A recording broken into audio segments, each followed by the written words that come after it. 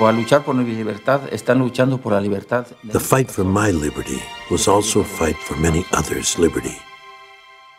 This is a question for any human being. This can happen to anyone.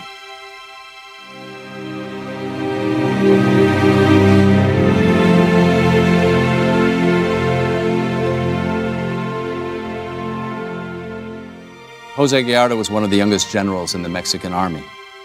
Cecily was fresh out of college. She wanted to do something positive with her life. How they connected and what happened next speaks to the heart of what our work is all about.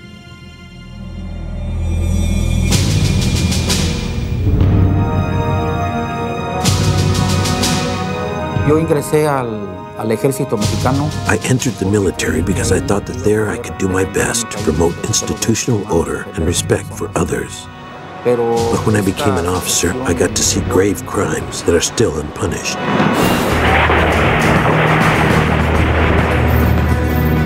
Asesinatos. Executions.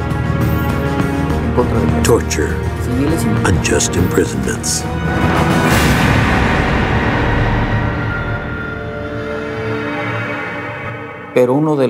That is what got me involved in human rights.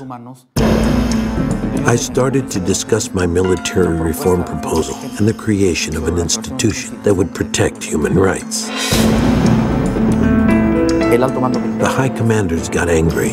They told me that I should not criticize the army that formed me, gave me food, made me a man.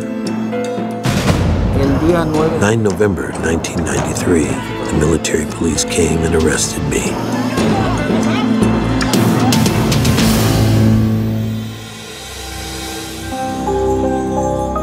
I graduated from college and immediately moved to DC, and as soon as I got here, I called the Amnesty International office to find out what volunteer position I could take. The first big case that I was assigned was someone I had never heard of before. It was Brigadier General Jose Gallardo of Mexico. General Gallardo was a person of incredible ethics, and he basically put his entire life at risk to let the world know that the Mexican military was committing human rights abuses and that they needed to do something about that. This had nothing to do with the legal issues or bad behavior. The confrontation was between dignity and the power of the state. Sometimes when we're working on these cases of someone who's in prison somewhere who we've never met and we don't really know all that much about as a person, it can seem rather abstract. But General Gallardo, he was a real person. It wasn't abstract for him at all. General Gallardo was facing 28 years on trumped-up charges, things like stealing horse feed, when it was clear that they were punishing him for being public about the human rights abuses that the Mexican military was carrying out. When I entered the cell and heard the bars closing behind me, the silence took over. I saw my life and future finished.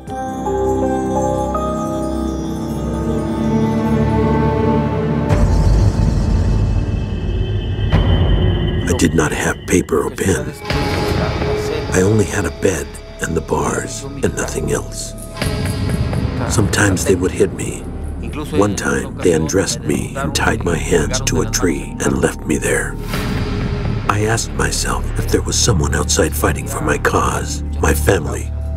I hoped that someone was doing something.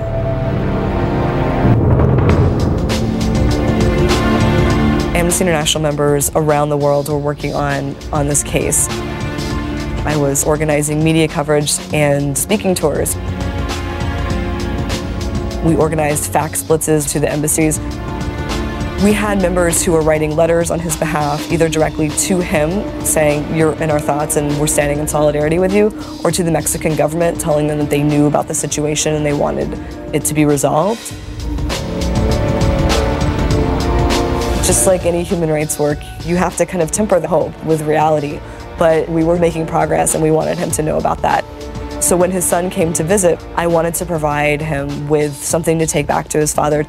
I had an Amnesty International pin and asked him if he could try and give it to General Gallardo as a reminder that he wasn't alone. It was a golden pin with a black background and Amnesty's logo, a candle. The jailers never saw the pin.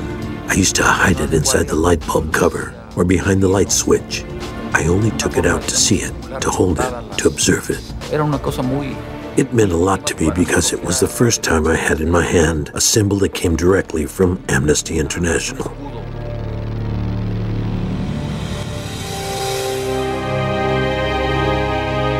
Years passed, and he seemed to become just a part of my identity. Gradually, my office became a shrine to the work that this organization had done for his case. General Gallardo was imprisoned for 9 years. 9 full years of his life were taken away.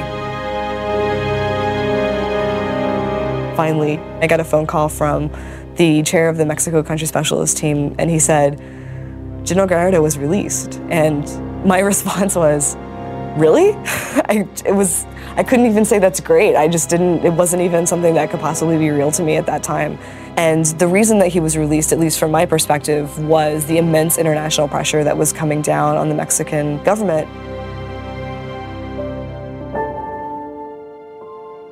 When the prison doors opened, I saw a lot of people in addition to national and international press. Then my daughter approached me.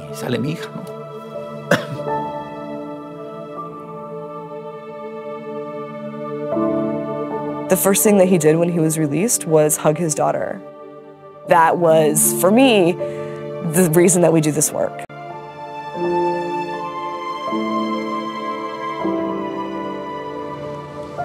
After he was released, he was riding in a taxi with his family, and he was wearing the pin that I had given him on his lapel, and it fell off. We even looked for it every place I visited that day, but I couldn't find it. He asked me if I had another one, and I didn't. We had stopped making them at that point, and I didn't know where I could get one. So ever since then, I looked to see if anyone might have one that I could take to give to him. And finally one day I walked into a colleague's office and saw it on the desk and just screamed, oh my God, I have to have it, and waited months and months and months for an opportunity to return it to him. Cecily. Hola. ¿Cómo estás? Me da mucho saludarte. Oh, ¿cómo estás? ¿Cómo está tu esposo? Muy bien, muy bien. Es un regalo muy pequeño. A ver. Muy pequeño. Uy, uy, uy, uy, uy. Ah, ¿a poco? ¿Dónde estaba? ¿Lo mandas a hacer otra vez o? Ese es otro. Ah, ¿sí? Sí. Oh. Imagínate, qué Bueno. orgullo. ¿A dónde quieres? Aquí. Aquí.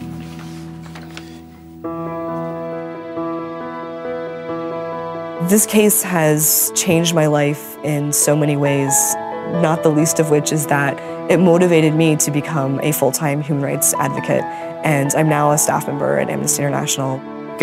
I believe as a soldier, I can serve my country better, defending human rights through this nonviolent path. We proved that. I owe my freedom to Amnesty International. Around the world, Amnesty International members are mobilizing to free prisoners of conscience, to stop people from being tortured, to stop people from being killed by the state, to stop women from being abused, to stop horrible conflicts like in Darfur, and stop the national shame of Guantanamo.